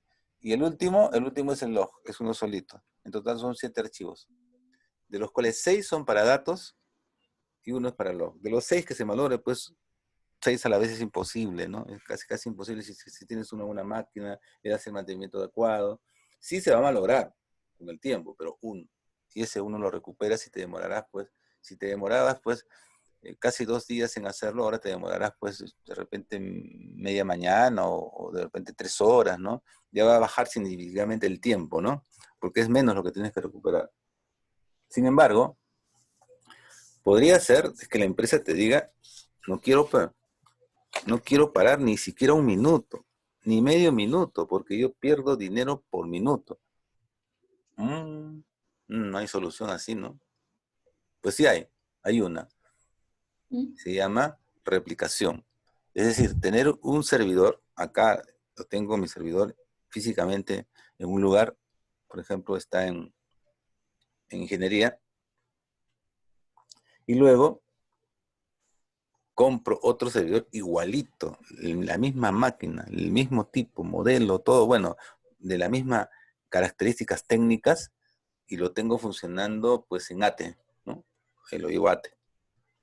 Y ahí está ese servidor conectado con mi servidor de acá, y está replicando. ¿Qué significa replicar? Repitiendo, o sea, todo lo que yo hago acá lo hace el otro servidor de ATE. Así, se copia, es un copión. Todo lo que yo hace el otro, igualito, lo hace lo mismo, lo mismo. Llega un momento en que este servidor de Lima se cae, de ingeniería se cae.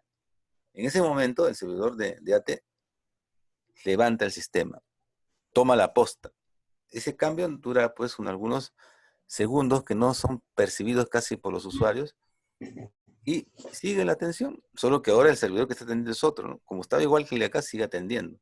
Y el que está acá en ingeniería, pues los técnicos de acá lo reparan, le ven los problemas que hay que corregir, y luego, cuando ya lo repararon, se conectan con el servidor de ATE y sincronizan hasta que esté al día con lo que pasó, ¿no? Y luego toma la posta otra vez el de Lima y el de ATE otra vez baja stand-by, pero sigue replicando.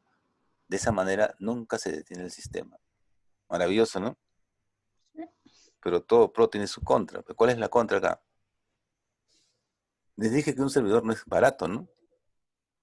Es caro, claro, un buen servidor. Y además, no funciona solito.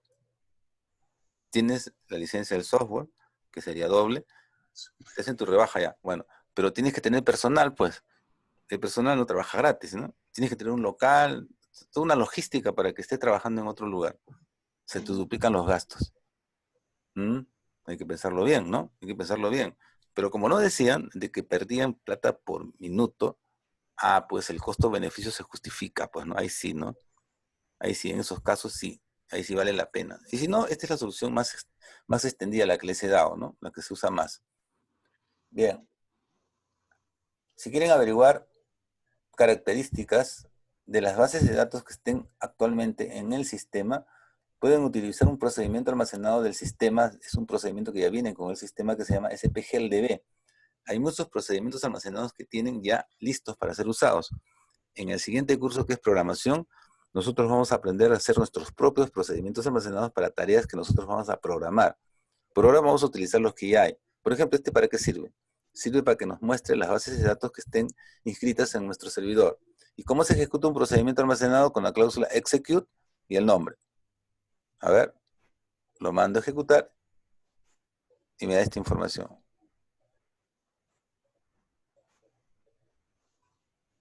¿Ah? Todas las bases de datos que tengo en mi sistema actualmente, con las últimas que he creado, ¿no? Con las últimas. Pero la orden es muy larga.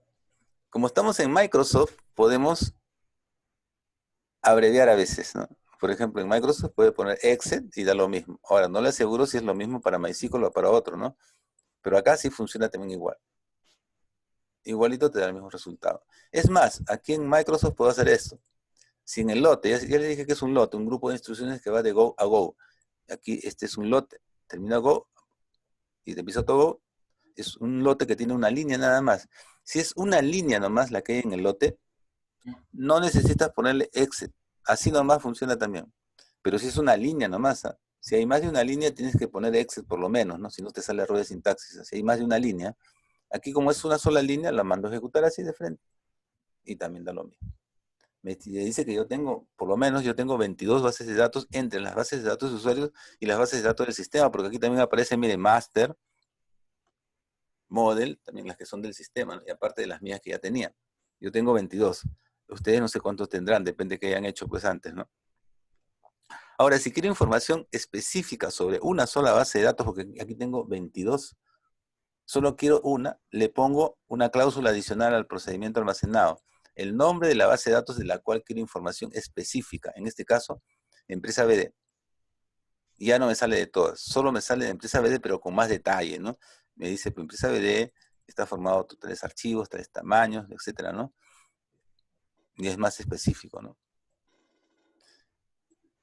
¿Cómo se elimina una base de datos? Vamos a ubicarnos en master.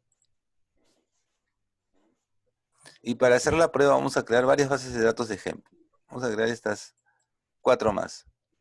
Así por defecto nomás porque la vamos a eliminar, ¿no? Ejemplo 05, ejemplo 06, ejemplo 07 y ejemplo 08. Verificando que existen SPGLDB, ¿no? Para ver todas las bases de datos que tiene mi sistema y deben haber aumentado, ¿no?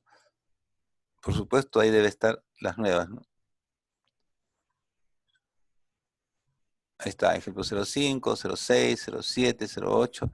Y también se deben ver a la izquierda, ¿no? En el explorador de objetos se deberían ver, ¿no? ¿Cómo hago? Me ubico en bases de datos, en el explorador de objetos acá, explorador de objetos, la ventana explorador de objetos, en la carpeta bases de datos, clic con derecha y actualizar o refrescar, ¿no? Actualizar. Y ahora sí está, pues. Ejemplo 05, 06, 07, 08, esos son los últimos que creo recién, ¿no? Para eliminar una base de datos, por código, porque ya les enseñé a hacerlo también por gráfico, clic con derecha y le elimina, ¿no? Pero por código, ¿cómo se hace? ¿Con qué instrucción? ¿Con qué comando? Se llama drop. Drop database y el nombre de la base de datos que quieren eliminar. La base de datos, ejemplo 05, quiero eliminar. Ejecuto. Dice comandos completados, vamos a ver a la izquierda. Ejemplo 05, ya se eliminó. No, profe, está. ¿Por qué está ahí? No está. Falta refrescar la imagen nada más. Refresca la imagen, actualizar, y ya no va a estar ejemplo 05. Ya no está. O es más, lo puedo ver por acá también, ejecutando el procedimiento almacenado SPGLDB, y no va a aparecer tampoco el ejemplo 05. No, ya no va a aparecer. Ya no va a aparecer por más que la busque. O si no, también puede hacer esto. Quiero obtener información específica de ejemplo 05. Como no existe, me va a salir error. A ver. Sí, lo de base de datos ejemplo 05 no existe. Claudia la borré, pues, ¿no es cierto? Muy bien. Y puedo eliminar varias bases de datos con este mismo procedimiento. Hay que tener cuidado, es muy poderoso, ¿eh? Drop database, ejemplo 06, coma, ejemplo 07, coma, ejemplo 08. Y con esa instrucción, desde el 6, ¿no? Voy a matar todas estas. 3 de golpe. A ver, separó por coma nada más. Y sí, pues, se eliminaron. Claro, esto se hace cuando usted está haciendo su base de datos recién y después, uy, me falló esto, me falló lo otro, tengo que corregir otra vez, ya, corrige el código, elimina la base de datos y lo ejecuta otra vez el código ya con todo correcto, ¿no? Así es para el principio, pero esto es muy raro que se aplique en una base de datos ya de una empresa que está funcionando, ¿no?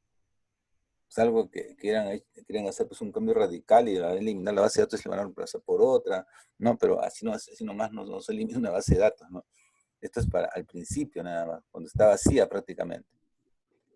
Verifico, ya no están. Con SPGLB ya no van a estar ni 5, ni 6, ni 7, ni 8, ¿no? Ya no están. Y si veo una por particular, ejemplo 06, tampoco va a estar. No está. Bien, pero ya aprendimos a crear una base de datos que es un espacio para que ahí se construyan, ¿qué cosa? Las unidades físicas donde se van a guardar los datos, que son las tablas. ¿Y de dónde voy a sacar esto? Voy a ocultar esto un ratito ya. Eso lo debo sacar de un modelo físico, y para eso les mandé este modelo físico. Les he mandado ese archivo, ¿no? Es un Word. Los que llevaron diseño de base de datos conmigo están familiarizados con esto, pues, ¿no? Un modelo físico sale de un modelo lógico, y un modelo lógico sale de un modelo conceptual, ¿no? Y el modelo conceptual sale de la realidad. O sea, esta base de datos representa la realidad, pues, ¿no? Pero cuando llegué al físico ya tenía que elegir qué tipos de datos se iban a usar en cada estructura, en cada tabla, ¿no? Por ejemplo, en el caso del ID de producto, que es la clave primaria según el gráfico, es entera. Usted debe estar familiarizado con estos gráficos, ¿no? A ver, Sandra, ¿tú llevaste diseño de base de datos? No, ese curso no lo llevé. Ya, no te preocupes, María, Yo tampoco llevé ese curso, ya, profesor. pero no te preocupes, lo puedes llevar. ¿Sabes cómo? Vas a entrar a mi canal de YouTube, ¿no? Y ahí están las clases de diseño de base de datos.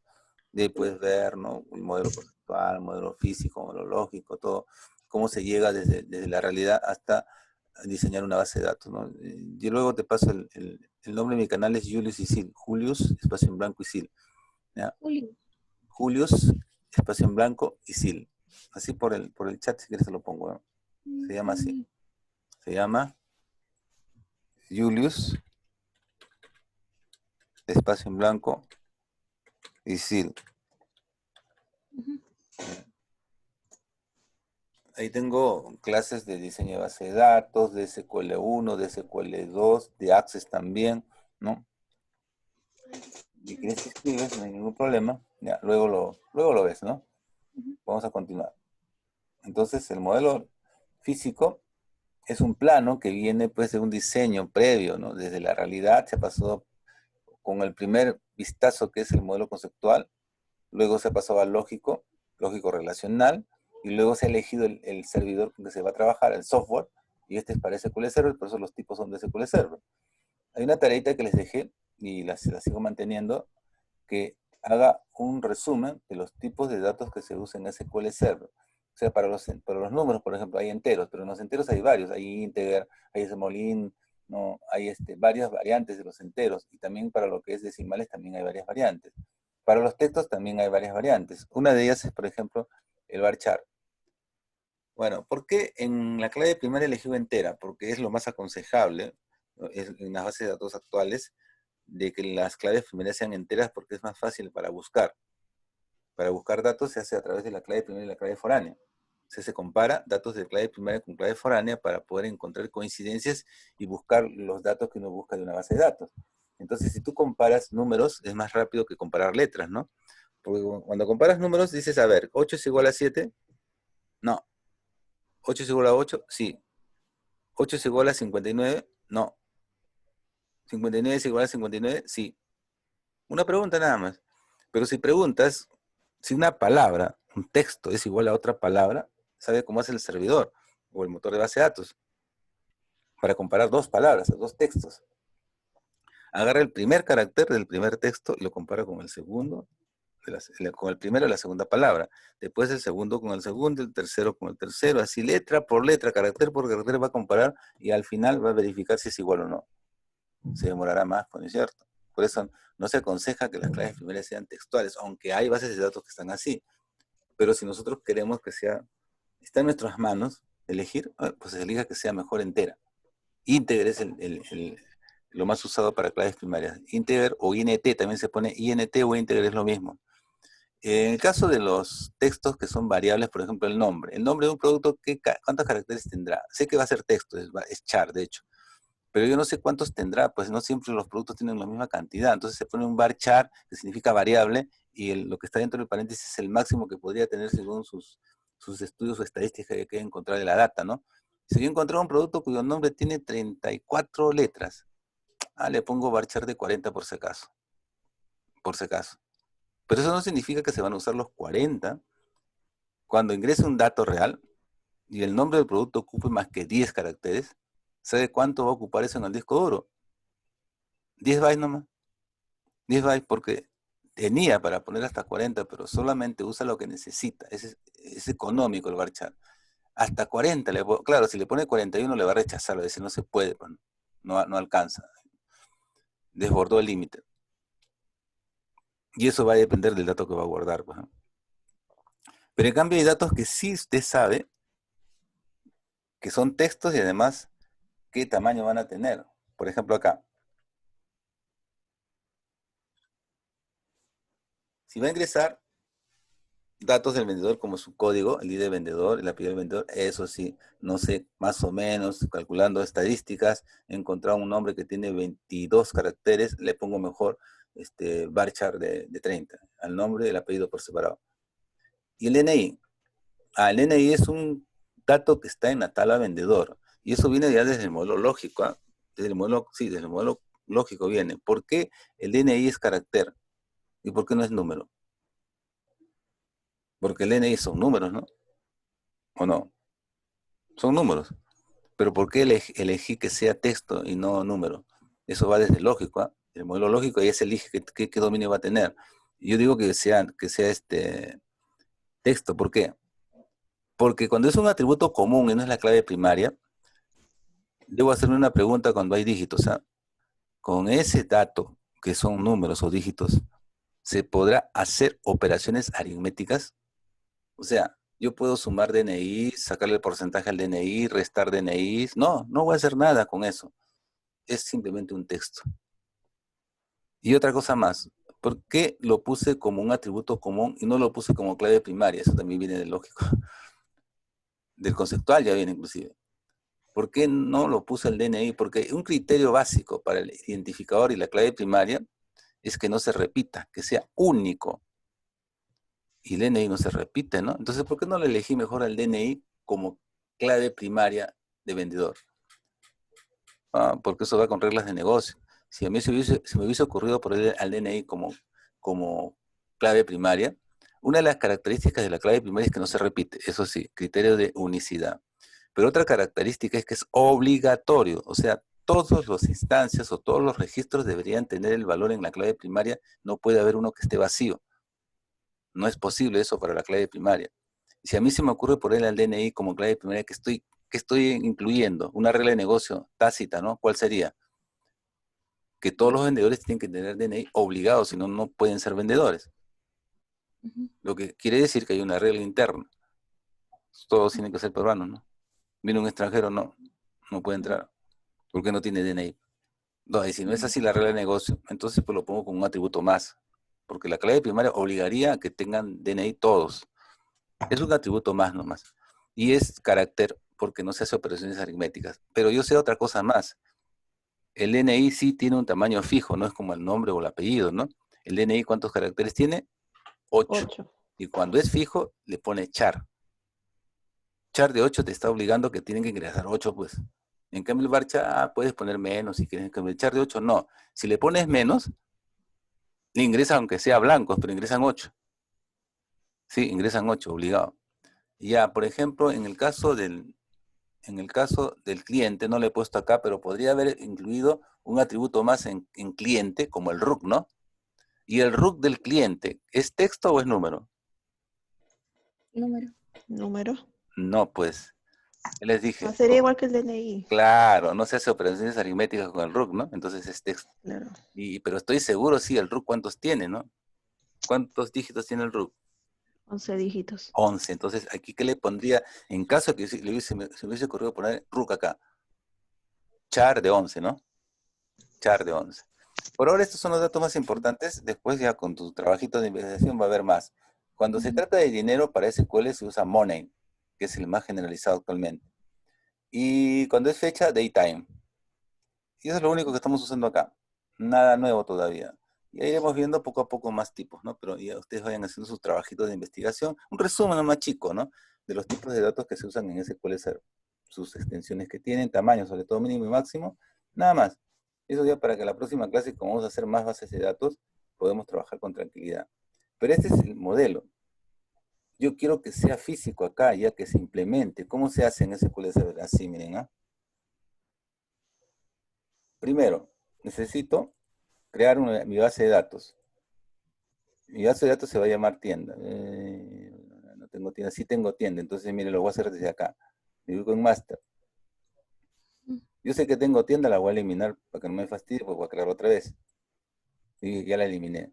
Y voy a crear mi base de datos tienda en base a 2 archivos mínimos como los que dijimos hace un momento, ¿no? Un archivo de datos por lo menos, un MDF y un archivo log. Mínimos, lo estoy ubicando en G, mi data, ustedes tienen en C mi data, tú tienes en D mi data, creo, ya, o D en alguno de ellos, pero con la carpeta mi data ubicada en esa unidad, ¿no? Entonces lo demás es igualito. Creo la base de datos tienda. Ya. Una vez que cree la base de datos, me ubico en la base de datos. Porque ahí voy a crear las tablas. Ahí recién voy a crear las tablas. ¿Cuáles tablas? Estas de acá. Estas de acá. Aquí voy a empezar utilizando mi modelo físico para comenzar a construir mis tablas, ¿no? Por ejemplo, quiero crear la tabla producto. La orden es bien sencilla, le dije es lenguaje de alto nivel, ¿no? Create table, o sea, crear tabla, ¿no? Producto, y entre paréntesis los campos. Aquí me dice que tiene 3 campos, 3 campos. El primero es entero, int o integer es lo mismo, ¿eh? Varchar de 40, sigo nomás lo que me dice la receta, ¿no? ¿Y esto qué significa? Que es obligatorio. ¿Y por qué el primero es obligatorio? Porque es clave primaria, pues la clave primaria tiene que ser obligatoria, no puede aceptar nulos. El que le diga no, null significa que no te aceptan nulos, que eso tiene que estar lleno sí o sí, si no te sale error. Y los otros, por reglas de negocio, pues no, nombre, unidad, sí tiene que tener, de todas maneras. Y entonces creo mi tabla producto. Si no le pongo nada, si por ejemplo en unidad no le pusiera nada, así nada más, significa que puedo ingresar un producto sin ponerle unidad de venta, que aceptan nulos. Pero si le pongo esto, es porque no. Si ingreso un producto, tengo que ponerle la unidad en que se vende. ¿Cómo se vende el producto? Por sacos, por cajas, por resmas, no sé. Creo el producto, pero ya estoy ubicado en tienda. Ubíquese bien, no va a ser que esté en Mode, esté en Master, ¿no? Esté en tienda, ¿no? Y ahí ejecuta. Y ya tengo la tabla tienda. Luego la tabla de detalle boleta, y así con todas las tablas. Según lo que me diga acá, el tipo de dato, como los dos de arriba son van a ser parte de la clave primaria, es una clave primaria compuesta en realidad, tienen que ser obligatorias, ¿no? Son enteras, obligatorias. Cantidad que se vende, obligatorio. Precio, obligatorio. Subtotal, obligatorio. Todo es obligatorio acá casi. Creo la tabla detalle boleta. Estoy creando primero las tablas, ¿eh? Después la tabla boleta. Dice que la tabla boleta, según el modelo físico, mira, tiene 1, 2, 3, 4, 5 campos. El primero es la clave primaria y es entera. Entera. Después fecha es datetime. Todas son obligatorias acá. Casi todo es obligatorio acá. Entonces creo la tabla boleta. Estoy siguiendo nada más lo que me dice el modelo físico, ¿no? Y después, ¿qué más viene? La tabla cliente. Y mira qué pasó acá. Cliente dice que tiene 3 campos, ¿no? Acá está, 3 campos. El ID de cliente es clave primaria, tiene que ser obligatorio. El nombre del cliente, pregunto por si acaso, ¿puede haber un cliente sin nombre? No, pues como haber un cliente sin nombre. ¿Y teléfono? Oye, si no tiene teléfono, ya pues no importa, después tendrá. Porque si le pongo obligatorio, viene un cliente nuevo y no tiene teléfono, no te puedo hacer ingresar porque no tienes teléfono. No, después te pondrán, ¿no? O sea, el no ponerle nada acá significa null, significa que sí se puede ingresar un registro y no ponerle el dato del teléfono. No es obligatorio. El vendedor. El vendedor también viene el not null, ¿no? Son 4 campos, ¿no? Son 4 campos. El ID de vendedor entero es obligatorio porque es clave primaria. Apellido de vendedor, varchar de 30, es obligatorio porque debe tener apellido y nombres. Y el DNI, si le pongo not null, también tengo otro problemita, ¿no? Algo parecido al de la clave primaria. Si le pongo not null acá, significaría que todo vendedor tiene que tener DNI, si no, no puede entrar. Entonces no pueden entrar a trabajar extranjeros. Si no le pongo nada es porque puede quedar vacío.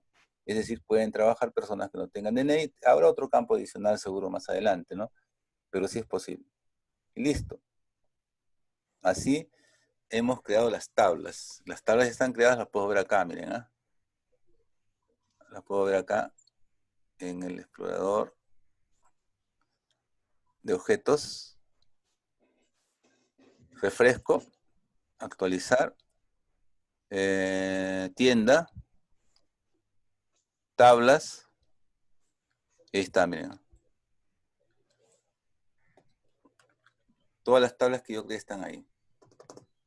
Pero todavía no tienen la clave primaria. Son tablas puras nada más.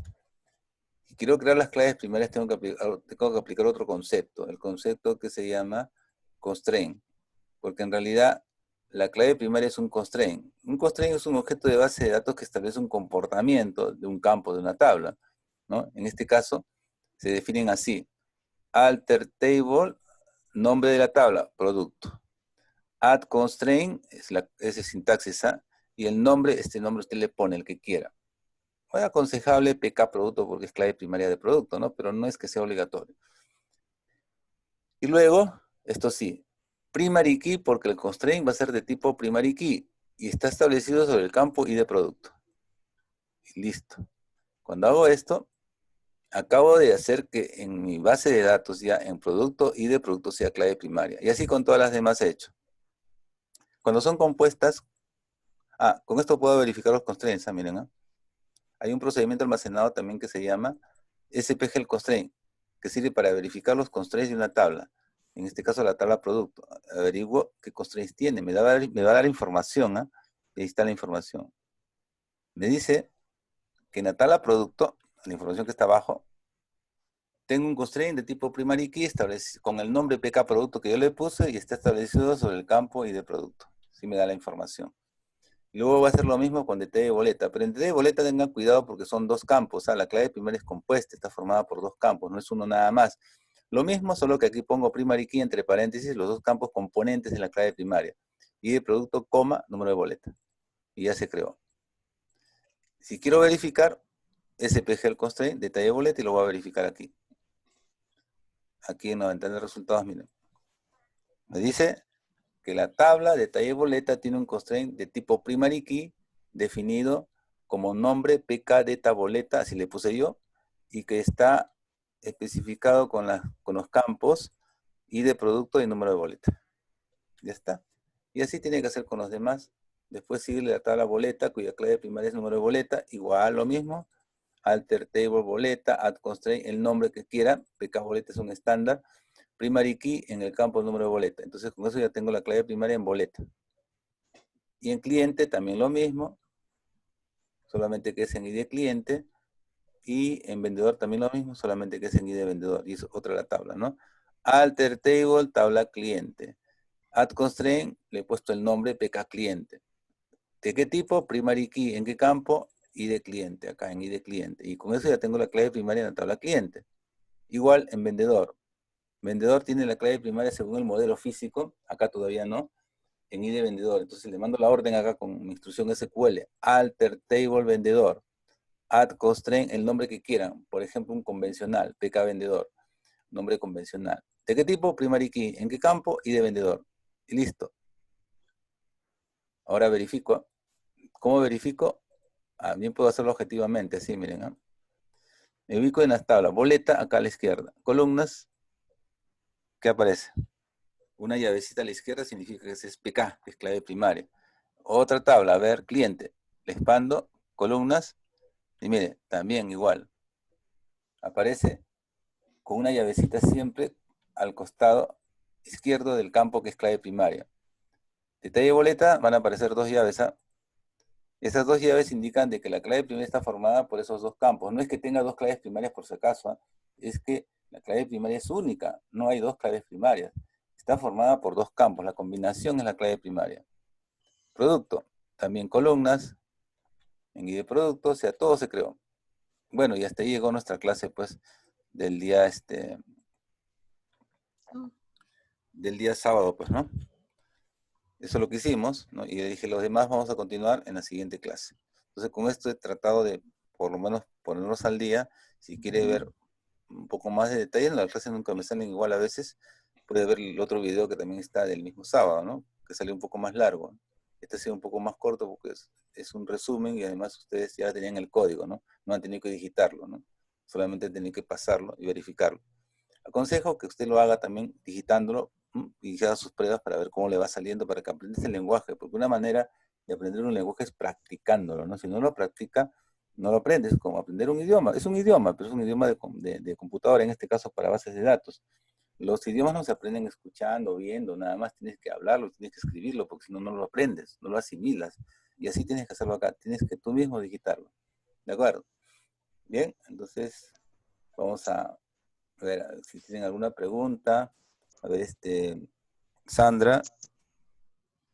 Sí, profe, yo ya había realizado el ejercicio y no tuve mayores inconvenientes.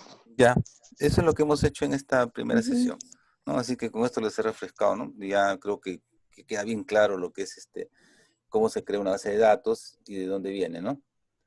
Pero ya si quieren ver más atrás, como les dije, están los videos que tengo en mi canal de lo que es diseño de base de datos, donde los principios, los primeros conceptos generales, ¿no? Para que vayan más o menos asimilando de dónde proviene todo esto, ¿no? Porque este modelo no aparece de la nada, ¿no? Ese modelo viene ya de todo un proceso de diseño. Lo que estamos es implementándolo, por eso el curso se llama implementación. Yo voy a implementar lo que ya se ha diseñado antes, pero físicamente en un servidor, como es y tengo que aprender a manejarlo, ¿no?